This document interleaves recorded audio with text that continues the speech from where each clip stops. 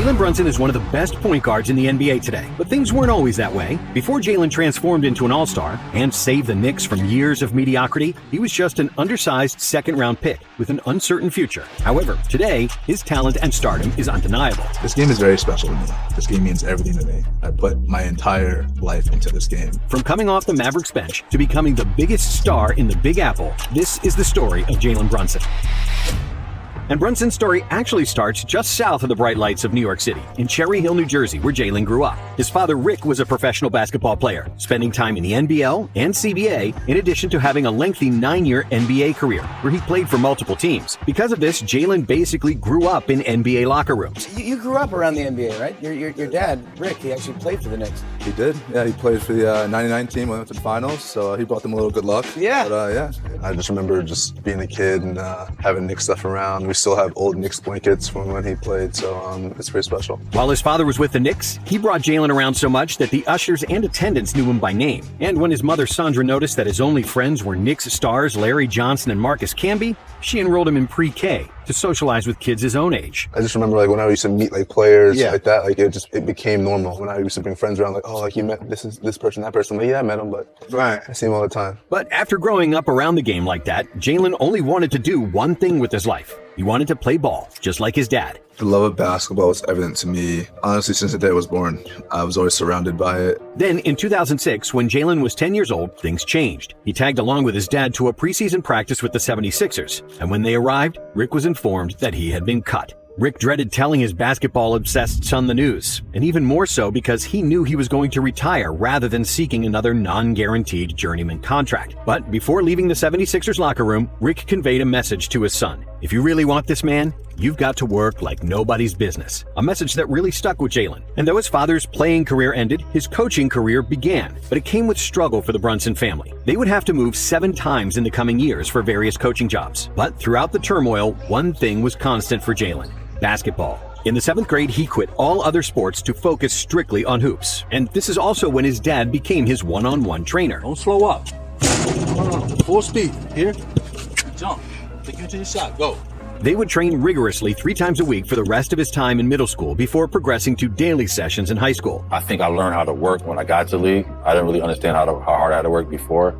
So I instilled that in Jalen, at a young age, to kind of eliminate the fact of just trying to make it every year. I think he put himself in a great position. High school is also when Jalen finally had a consistent living situation, as his family settled down in Lincolnshire, Illinois, a suburb of Chicago. And it didn't take long for all the work Jalen and his father had put in to pay off on the court. While playing at Stevenson High School, Jalen became a school legend. He earned an All-Lake County honorable mention as a freshman, but his sophomore year is when he really started to shine. After starting the year with a 10-4 record, Jalen led Stevenson on a 19-game winning streak, culminating in a state championship game clash against the 3-time defending champs, Simeon Career Academy, led by Jabari Parker and Kendrick Nunn. And Brunson fell short. Despite his best efforts, the game ended 58-40 in Simeon's favor, and Jalen was held to just 1 point in the entire second half. Brunson finished the season averaging 21.5 points per game and was named All-State second team, being the only sophomore with an All-State nomination. The next year, Stevenson returned to the playoffs, this time with an unbelievable 32-1 record. They played against the Jalil Okafor-led Whitney Young High School in the semifinals, and Jalen scored a record-setting 56 points in the game, but Stevenson lost once again, 75-68. That shouldn't take away from Brunson's performance that season, though. He averaged 26.1 points, 5.4 rebounds, 4.7 assists, and 2.9 steals. He also won Gatorade Player of the Year for the state of Illinois and was the only junior to make the All-State first team. At this point, Jalen started getting the national recognition he deserved. He was a 5-star recruit and the #1 ranked player in the state of Illinois. He received scholarship offers from over 8 different colleges, but prior to his senior season, announced that he would be committing to Villanova. During his last year of high school ball, Brunson continued to impress. He set the career record for scoring in Lake County. But more importantly, he led Stevenson to yet another place in the state championship game. And this time, they won. Brunson dropped 30, with the game ending 57-40. It was just so emotional that day. I can't even explain it. I mean, it was one of the best times of my life. Hugging my parents after the game.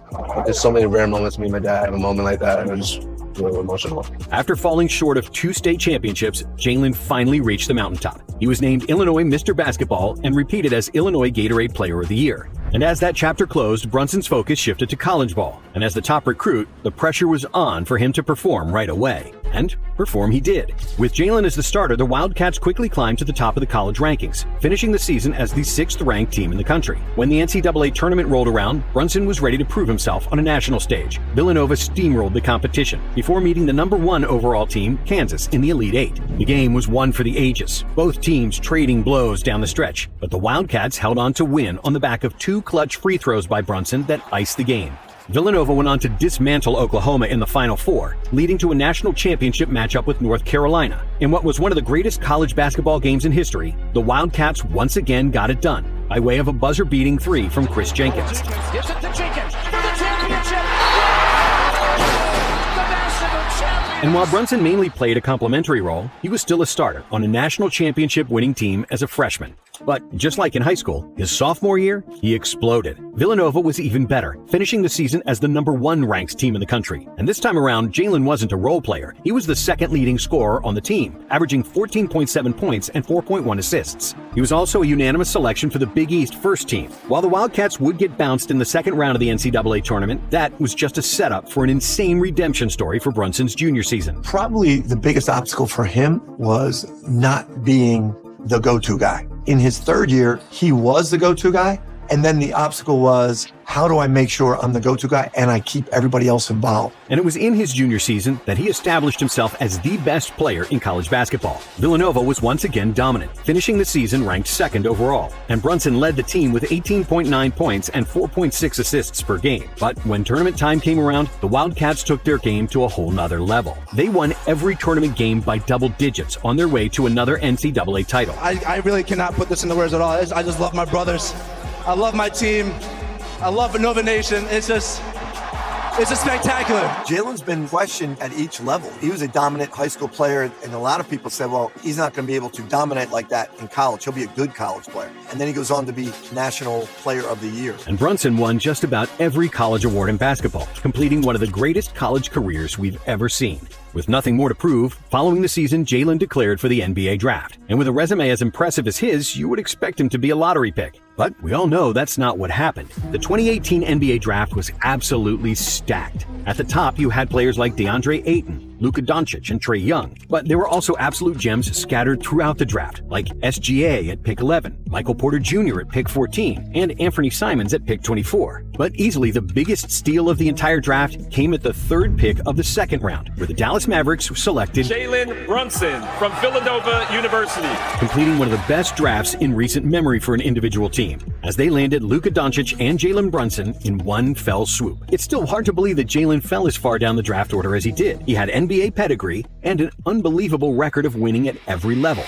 How is he so overlooked? Well, many experts thought that Jalen's game wouldn't translate well to the league. By NBA standards, he was undersized and unathletic, expected to be a liability on defense, and nothing more than a career backup. But, per usual, the experts were wrong. Brunson's first season in the NBA was pretty uneventful. He was buried on the depth chart behind 2 lottery picks in Dennis Smith Jr. and Luka Doncic, so that was to be expected. But that doesn't mean he wasn't taking advantage of every opportunity he got, like in February, when he started in place of Luka and put up 22 points, a career high at the time, which he went on to beat in March, when he dropped 34 points on the Spurs.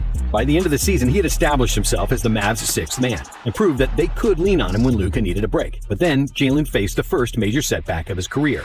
A little over halfway through his 2nd season, he had to get shoulder surgery.